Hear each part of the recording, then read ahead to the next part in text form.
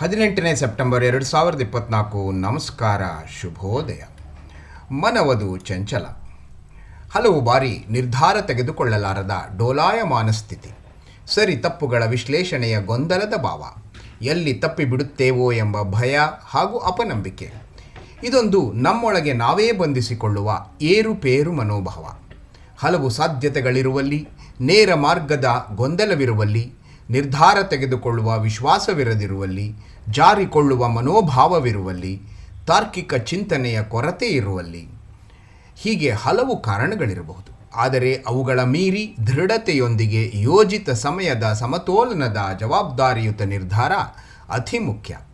ಸಮಯ ಮೀರಿ ಅಳೆದು ಸುರಿದು ನಿರ್ಧಾರದ ಜವಾಬ್ದಾರಿಯ ಬೇರೆಯವರ ಮೇಲೆ ಹೇರಿ ನಂತರವೂ ಬೇರೆಯವರನ್ನೇ ದೂಷಿಸುತ್ತಾ ಕೂರುವುದು ತಪ್ಪಲ್ಲವೇ? ಶುಭೋದಯ.